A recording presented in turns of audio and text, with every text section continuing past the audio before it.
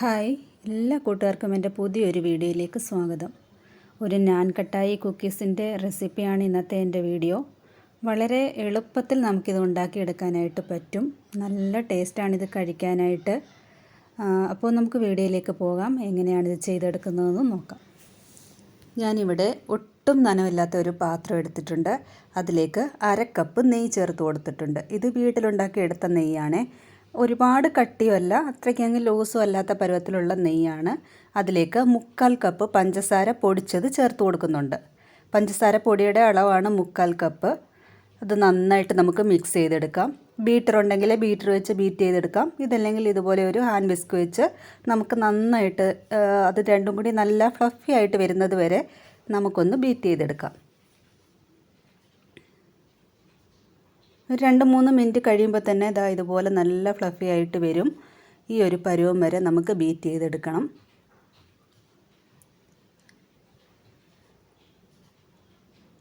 ഇനി ഒരു സ്പാച്ചില കൊണ്ട് അതിൻ്റെ സൈഡൊക്കെ ഒന്ന് വടിച്ച് ഇതിലേക്ക് ചേർത്ത് കൊടുക്കാം.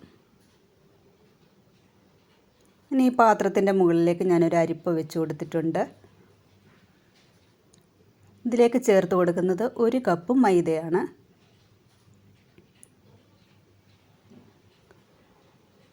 1/4 കപ്പ് കടലപ്പൊടി ചേർത്ത് കൊടുത്തിട്ടുണ്ട്. 2 ടേബിൾ സ്പൂൺ റവ ചേർത്ത് കൊടുത്തിട്ടുണ്ട്. 1/2 ടീസ്പൂൺ ബേക്കിംഗ് പൗഡർ ചേർക്കുന്നുണ്ട്. കൂടെ തന്നെ ഒരു നുള്ള് ഉപ്പും കൂടി ചേർത്ത് കൊടുക്കുന്നുണ്ട്. ഇത്രയും കൂടി ചേർത്ത് നമുക്ക് നന്നായിട്ട് അരിച്ച് ഇതിലേക്ക് ചേർത്ത് കൊടുക്കാം. കടലപ്പൊടിയൊക്കെ ആകുമ്പം കുറച്ച് കട്ടകളൊക്കെ ഉണ്ടാകും, അതുകൊണ്ടാണ് ഇത് അരിച്ച് ചേർത്ത് കൊടുക്കുന്നത്. ഇനി ഇത് ആ സ്പാച്ചിൽ കൊണ്ട് തന്നെ ഒന്ന് മിക്സ് ചെയ്തെടുക്കാം. ഇതിന് ശേഷം നമുക്ക് കൈവച്ചതിനെ നന്നായിട്ടൊന്ന് മിക്സ് ചെയ്തെടുക്കണം. ഇത് നമ്മൾ ചപ്പാത്തിക്കൊക്കെ കുഴയ്ക്കുന്നത് പോലെ കുഴച്ചെടുക്കുകയല്ല ചെയ്യുന്നത്. എല്ലാം കൂടി ഒന്ന് യോജിപ്പിച്ചെടുക്കുക, എല്ലാം കൂടി ഒന്ന് കൂട്ടിച്ചേർത്തെടുക്കുക, അത്രേ പാടുള്ളൂ. നമ്മൾ കുഴയ്ക്കരുത്, കുഴച്ച് ചപ്പാത്തി മാവിൻ്റെ പരുവമാക്കരുത്. കൂട്ടിച്ചേർത്ത് മാവിനെ എടുക്കുകയാണ് ചെയ്യുന്നത്. ഞാൻ സ്പീഡിലാണ് കാണിക്കുന്നത്, പക്ഷേ ഇത്രയും സ്പീഡായിട്ട് ചെയ്യരുത്. പതുക്കെ ഇതൊന്ന് മിക്സ് ചെയ്തെടുക്കുകയേ ചെയ്യാവുള്ളേ. ഇപ്പോൾ ഈ ഒരു പരുവാക്കിയിട്ടുണ്ട്. ഒരു ട്രേയിലേക്ക് ബട്ടർ പേപ്പറൊക്കെ ഇട്ട് വെച്ചിട്ടുണ്ട്. ഇതിലേക്ക് നമുക്ക് മാവിൽ നിന്ന് കുറേശ്ശെ എടുത്ത് ചെറിയ ഉരുളകളാക്കി ഒന്ന് പരത്തി ഇതിലേക്ക് വെച്ച് കൊടുക്കാം. ഇതിൻ്റെ അളവുകൾ വളരെ പെട്ടെന്ന് ഓർത്തിരിക്കുക. ഞാനിത് ടേബിൾ സ്പൂൺ എന്നുള്ള കണക്കിൽ ഞാൻ ഡിസ്ക്രിപ്ഷൻ ബോക്സിൽ കൊടുത്തേക്കാം.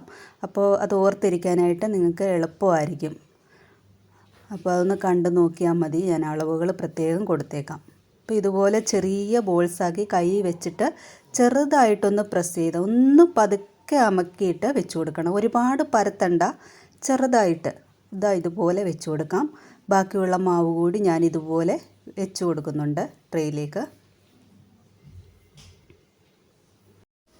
കുറച്ച് ബദാമും പിസ്തയും കൂടി ചെറുതായിട്ടൊന്ന് അരിഞ്ഞെടുത്തത് ഇതിൻ്റെ മുകളിലേക്കൊന്ന് വെച്ച് കൊടുക്കുന്നുണ്ട്. നമ്മൾ ബേക്കറികളിൽ നിന്നൊക്കെ പാക്കറ്റിൽ വാങ്ങിക്കുമ്പം ഇതൊക്കെ വെച്ചിട്ടാണ് കിട്ടുന്നത്. അതുകൊണ്ട് കയ്യിലുണ്ടായിരുന്നത് കൊണ്ട് ഞാനതങ്ങ് വെച്ച് കൊടുത്തതാണ്.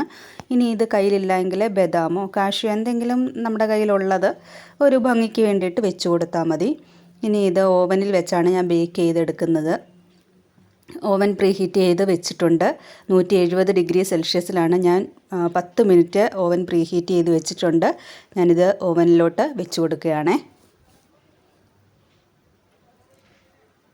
ഒരു 30 മിനിറ്റ് സമയം കൊടുക്കുന്നുണ്ട്. 25 മിനിറ്റൊക്കെ ആകുമ്പോൾ നമുക്കൊന്ന് നോക്കണം ആയിട്ടുണ്ടോ എന്ന്, കളറൊന്ന് മാറി വരുന്നുണ്ടോ എന്ന് നോക്കണം. അപ്പം ഞാനിപ്പോൾ ഒരു 30 മിനിറ്റ് സമയം കൊടുക്കുന്നുണ്ട്.